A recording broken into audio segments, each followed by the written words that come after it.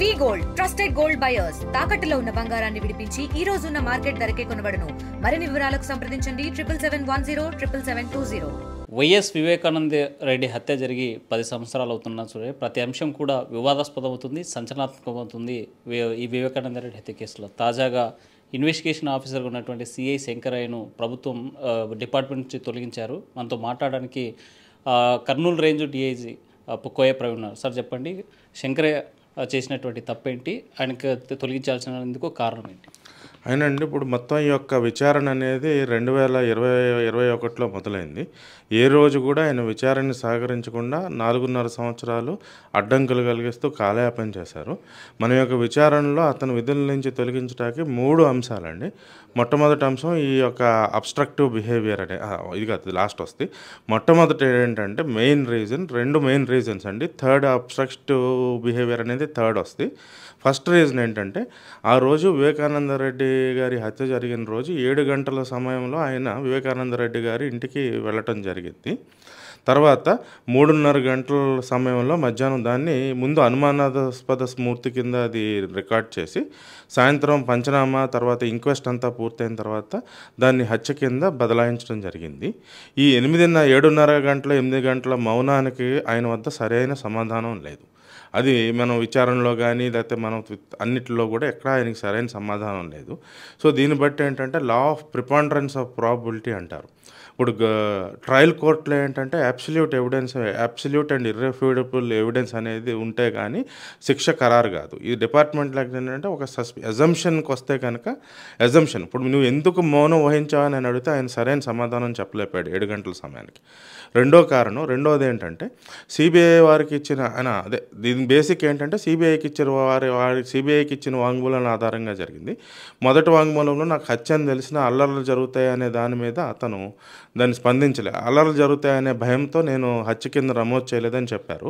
So 7:30 గంటల మౌనానికి ఆయన వద్ద సమాధానం లేదనే దాన్ని బట్టి ఆయన ఈ యొక్క మౌనం ఏదైతే ఉందో అది న్యాచురల్ సైలెన్స్ కాదు, it's a deceptive silence and which gives to the presumption that he has been influenced to remain silent. అంటే అక్కడ ఆయన యొక్క ఏదైతే మౌనం ఉందో అది ప్రేరేపించిన మౌనంగా మనం నిర్ధారణకు వచ్చాం. రెండోది సిబిఐ వారు ఇచ్చిన రెండవ వాంగ్మూలంలో ఇంకా లోతుగా కొన్ని విషయాలు చెప్పడం జరిగింది. అదే విషయాన్ని జడ్జి గారి ముందు 164 సిఆర్పిసి కింద వాంగ్మూలాలు ఇస్తానని సిబిఐ అధికారులకి అండర్టేకింగ్ ఇవ్వడం జరిగింది. కానీ అదే రోజు సిబిఐ కోర్టుకు రాకుండా వారు మంగళగిరి డీజీపీ కార్యాలయానికి ప్రయాణించి ఆయన యొక్క సస్పెన్షన్ రివోక్ చేయించుకుని మళ్ళీ విధుల్లోకి వచ్చారు. సో దీన్ని బట్టి ఏంటంటే ఈ హత్యకు పాల్పడిన వారితో ఆయనకు ఏమైనా లోపాయకారి ఒప్పందం ఉన్న ఒక నిర్ధారణకు రావటం జరిగింది. అంటే ఇవన్నీ కూడా డిపార్ట్మెంటల్ ప్రొసీడింగ్స్కి సఫిషియెంట్, కానీ ట్రయల్ ఎవిడెన్స్కి అనేది మనకి అది ఇంకా ఇన్వెస్టిగేషన్ ఏజెన్సీ దీన్ని లోతుగా చేయాల్సి ఉంటుంది. ట్రయల్లో అతను ఒకవేళ నేరస్తుడిగా చేర్చాలంటే ఆ ఇన్వెస్టిగేషన్ ఏజెన్సీ చేతిలో ఉంటుంది. అది మనకైతే డిపార్ట్మెంటల్ ప్రొసీడింగ్స్కి ఈ అజంప్షన్కి సఫిషియెంట్ మెటీరియల్ ఆన్ గ్రౌండ్ ఉంది. దాన్ని బట్టి మనం తర్వాత ప్రతి స్టేజ్లోనూ 4.5 సంవత్సరాలుగా ఈ యొక్క ఎంక్వైరీ ప్రాసెస్కి ఆయన ఆటంకాలు కలిగించాడు. సో ఈ 3 కారణాల దృష్ట్యా ఆయన విధుల నుంచి తొలగించడం జరిగింది. అంటే ప్రేరేపించినటువంటి వ్యక్తులు మీ ఇన్వెస్టిగేషన్లో ఎవరైనా ఏమైనా తెలియదు చెప్పకూడదండి, అసలు ఎవరైనా కావచ్చు. We're not the investigation agency. ఇప్పుడు ఆయనే ఇచ్చారు ఒక వాంగ్మూలం, నాకు హత్య అని తెలిసిన అల్లర్లు జరుగుతాయనే భయానందలకు గురై నేను హత్యని కింద నమోదు చేయలేదన్నారు. తర్వాత 7:30 గంటల మౌనం వహించారు. దాన్ని నేను ప్రశ్నిస్తే 7:30 గంటలకు మౌనానికి నేను కాదు కదా డాక్టర్ నిర్ధారించాలని విత్తనవాదం చేశాడు. అక్కడే దాన్ని బట్టి ఒక విచారణ అధికారిగా నేను ఒక నిర్ధారణకు వచ్చాను. ఆయన మౌనం అనేది యాదృచ్ఛికమైన మౌనం కాదు, అది ప్రలోభం ప్రేరేపణ వలన వహించిన మౌనం అని ఒక నిర్ధారణకు రావడం జరిగింది. 10 ఏళ్ల నుంచి వివేకానంద రెడ్డి హత్య కేసు ఇన్వెస్టిగేషన్ జరుగుతుంది. అయితే తాజాగా ఎప్పుడైతే సీఎం చంద్రబాబు నాయుడుకి లీగల్ నోటీస్ ఇచ్చిన తర్వాతే డిపార్ట్మెంట్ యాక్టివ్ అయింది. అందుకోసమే ఉద్దేశపూర్వకంగానే డిపార్ట్మెంట్ నుంచి తొలగించారని విమర్శలు మీరేమంటారు? ఇది పూర్తిగా ఇద్దరు వ్యక్తుల మధ్య ఉన్న ప్రైవేట్ అంశం అండి. గౌరవ ముఖ్యమంత్రి గారికి శంకరయ్య గారికి మధ్య ఉన్న ప్రైవేట్ అంశం. దానికి ఈ ఎంక్వైరీకి ఏమాత్రం సంబంధం లేదు. అతను 4.5 సంవత్సరాల నుంచి అతను విచారణ సహకరించట్లేదు. ఈ సంవత్సరం జనవరి మాసం నుండే మనం ex parte enquiry trial proceedings already అప్పటికే కండక్ట్ చేస్తున్నాం. దాని యొక్క ఫైండింగ్స్ ఆయనకు తెలియపరిస్తే ఆయన సమాధానం ఇవ్వకుండా కాలయాపన చేసుకుంటూ వచ్చారు.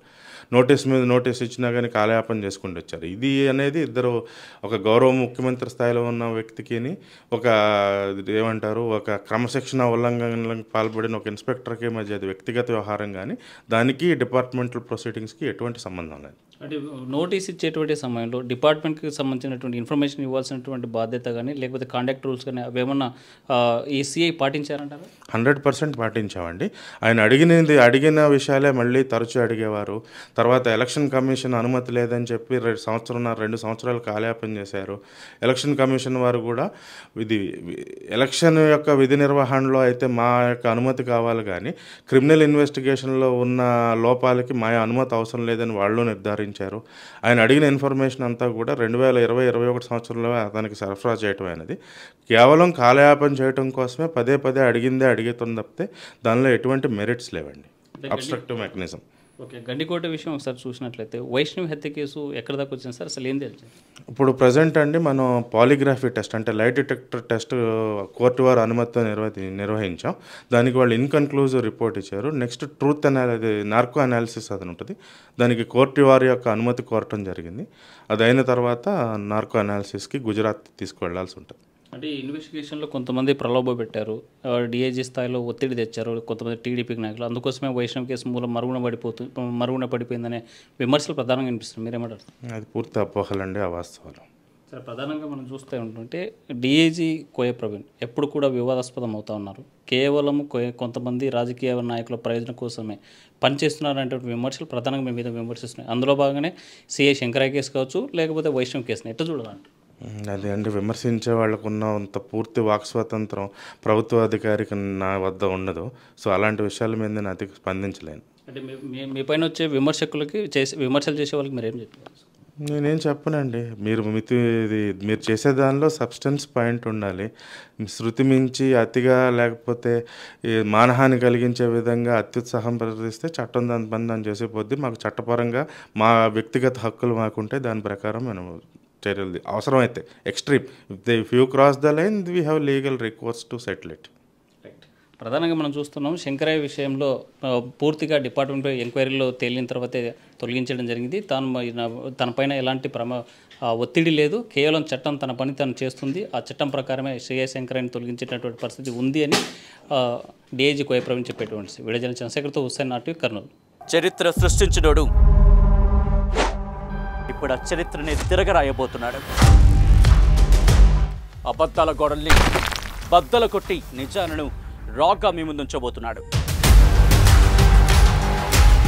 నిజమైన వార్తల కోసం వెంటనే డౌన్లోడ్ చేసుకోండి రా యాప్ని.